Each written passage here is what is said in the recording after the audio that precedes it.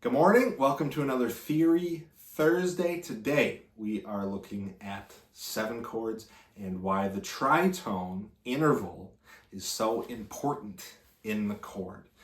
We're going to look at why it wants to pull to the 1 chord if you're using a dominant 7. For example, if we're in the key of C and you want to get back to a C chord, your best bet is finding the 5, which is G, making it a dominant 7, and you'll see why on the whiteboard. So today, I'm wearing my orange orange plaid tie. This was actually supposed to be tweed when I bought it, but it's obviously not. But I still like the style of it, so I still wear it. Orange plaid today. And my watch, this is a new one. This is a Timex Easy Reader. I usually don't like these bands, the ones that stretch, because they get my arm hair. But this one actually feels pretty good. It hasn't ripped out any arm hair yet. So that's what we got going on today. So yeah, let's get to the whiteboard.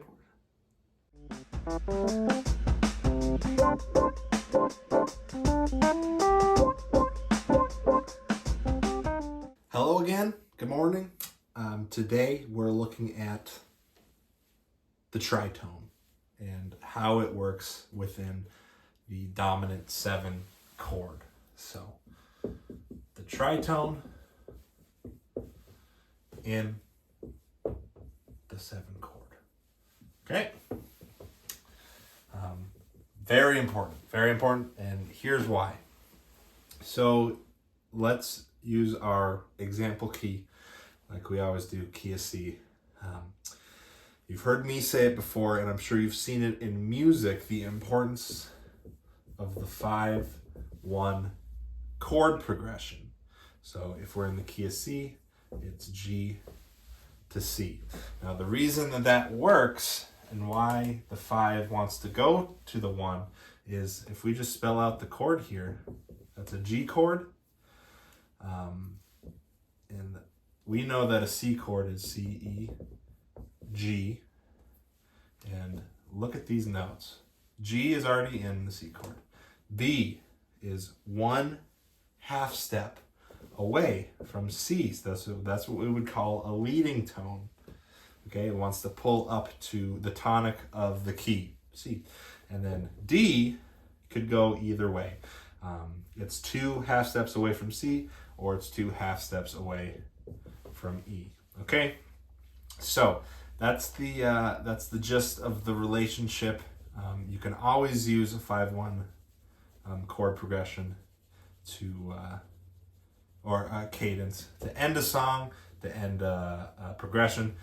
It'll always sound good. It'll always work. So when we make it a 7 chord, a dominant 7 chord to be exact, is when you really hear the crunch and really start to hear the dominant 7 chord pulling towards the 1 chord, or wherever you're going, whatever you're using it for. So let's spell everything out here. Here's the C scale.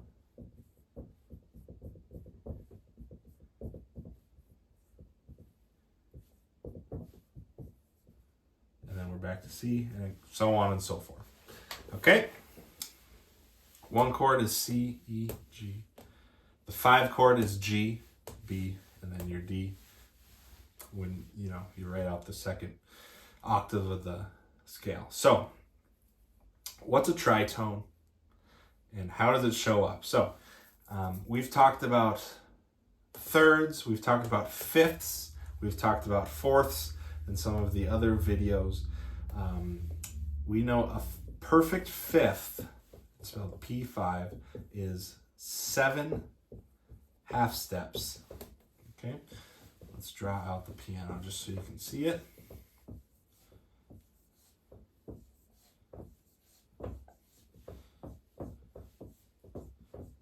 Okay, so from C to G is a fifth. We go 1, 2, 3, 4, 5, 6, 7. Right? There's no major fifth, minor fifth. There's none of that. Because if you go 8, you get a minor 6th.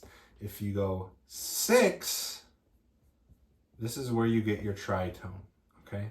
And if you were to go 5, you would get the perfect fourth, which is 5 half steps. Another perfect interval because there's no major, there's no minor. 1, 2, 3, 4, 5 gives you F. C to F is a perfect fourth. Now, if you were to go 6 half steps, like I said, we'll talk about it, you get the tritone. And if you would go 4 half steps, you get a major third. So there's no different iterations of the fourth. There's no different iterations of the fifth. There's a perfect fifth and a perfect fourth. Anything above that might be a 6, it might be a 7. Anything below might be a fourth or a third, or however, wherever you're going with it, okay? So what is this tritone? It's 6 half steps away. And usually we just notate it as TT. That's tritone. 6 half steps. Okay. Now, when we talk about 7 chords, those are chords with your 4 notes stacked in thirds, right? So we'll use our key of C to, I'll do it up here. So let's take 5-1 for example, and we're going to make this a dominant 7. So you can really see how this works. G7 going to C. So let's spell this out. What's in a G7 chord? There's a G, B, D. What's the 7th? Flat 7 of a G major is F. Okay, now all of these work because they're in the C scale. There's your F, there's your D, there's your B, and there's your G. That's all the notes that are in this chord are in the C scale, okay? But what you have here is G to B is a third, major third. B to D is a minor third, and D to F is a minor third. But these 2 notes right here, B to F, is a tritone. Now, why does that matter? Listen to this. I'm going to grab my guitar. I usually don't grab a guitar for these theory lessons, but you need to hear it to understand it. Okay, so I have my guitar here. Just for an example, here's a perfect fifth. I'll go D to A. All right, that's a pretty pleasant sound. Here's a perfect fourth, for example. D to G. Right, great sounds. Now the tritone is right in between the 2. I'll go D to G sharp. That's pretty crunchy now, isn't it? So that's a tritone. It's right in between your 4th and your 5th, and it's a crunch. I always say the word crunchy. It's a dissonant sounding. That's the technical term. It's very dissonant. So within the chord, here's a G7 chord.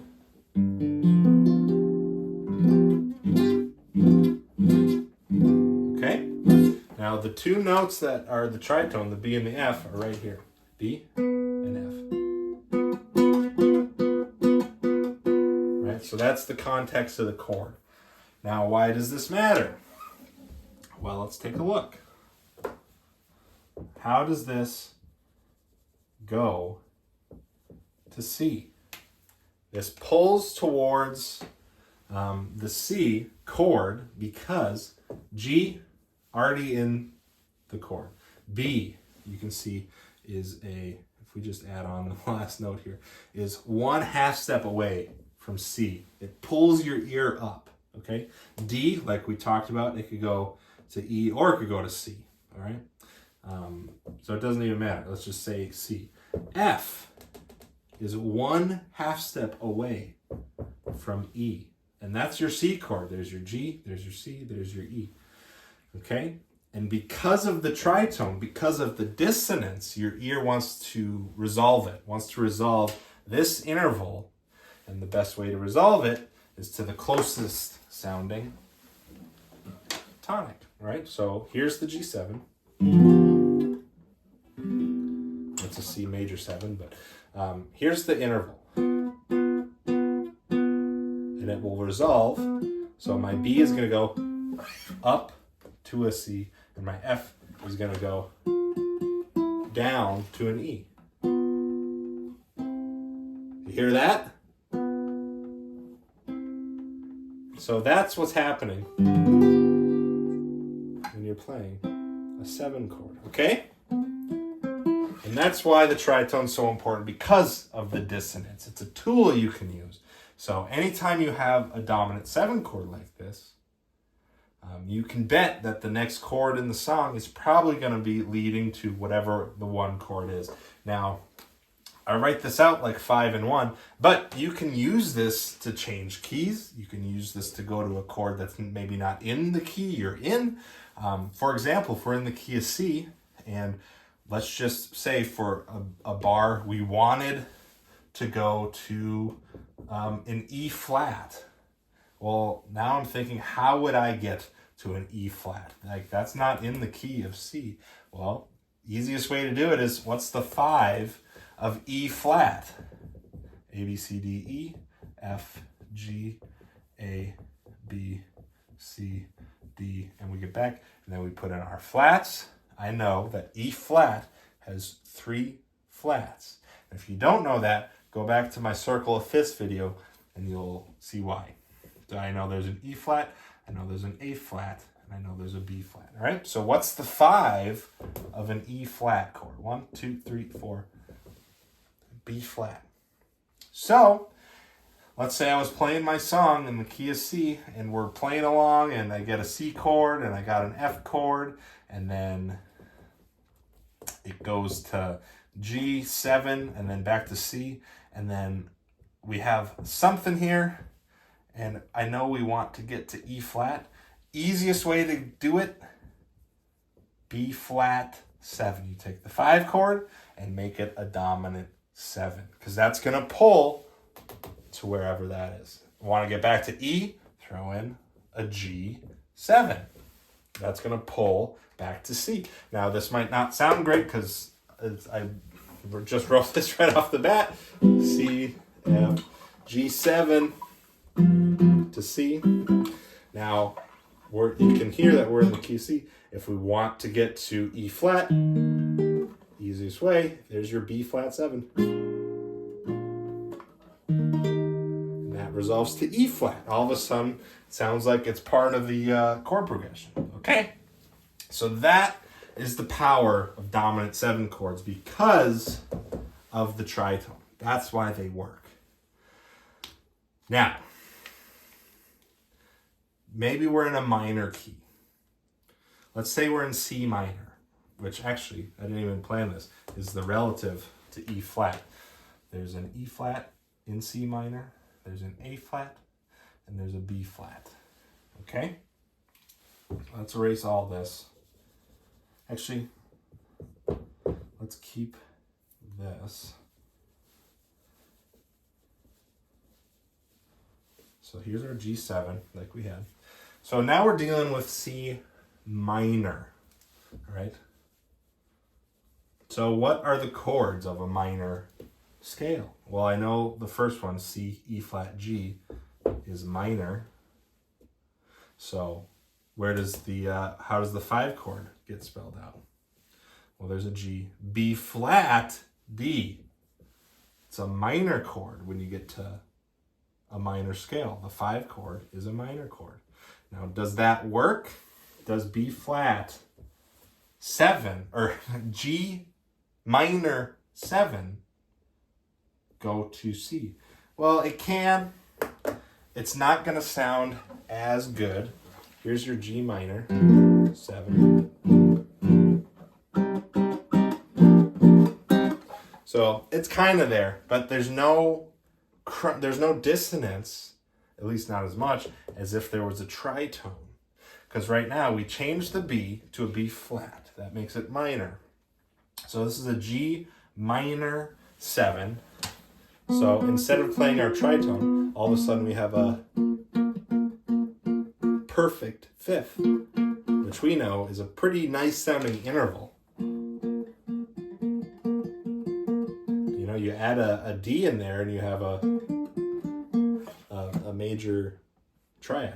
So just having the perfect fifth in there takes away a lot of the dissonance, and it takes away a lot of the leading tones going to a C minor. So a lot of the times what happens is, even if you're in the key of C or C minor, and let's say you're playing along C minor, F minor, and what you'll find is there's a G7 to get back to C minor. And you're saying, John, what the heck? You just told me that in a C minor scale, the 5 chord's minor. That's true, technically. But what happens is, like you just heard, there's not a lot of pull from that chord, from your minor 5 to your minor 1. So what do people do? Raise the 7th. Raise the 7th. All of a sudden, you have your tritone back, and it goes very well because there's still a G in a C minor chord. B obviously wants to get up to C. Now the D is super close to E flat, which is a C minor, and F can go either way because it's 2 half steps from G, it's 2 half steps from E flat. Could go either way. So to hear the difference, here's the G minor 7 to C minor.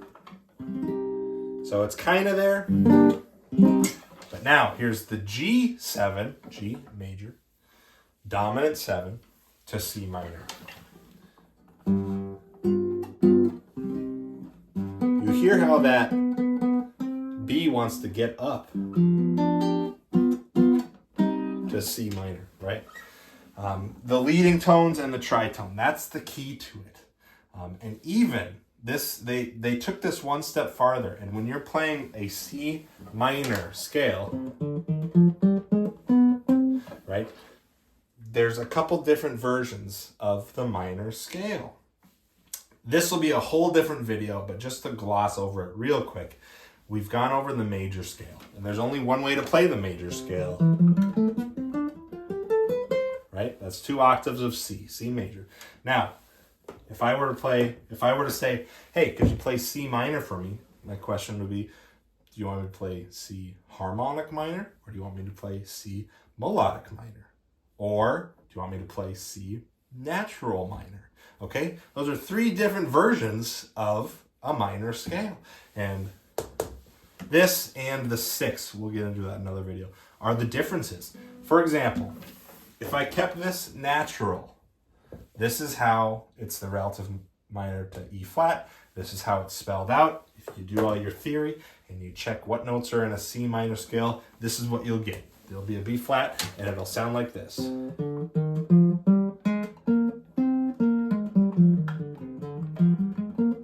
Okay? That's what we would call a C natural minor scale. Now you take this off, and you raise the 7th scale degree. That's what we would call a leading tone. You can hear for yourself, it wants to lead into C. That's why we use it. So it's not just for chord use, but you can use it for your scales as well. We use it because it came around because of the chords, but we can use it for notes. So listen to this. Here's the natural minor I just played. And here's the harmonic minor with the raised 7th.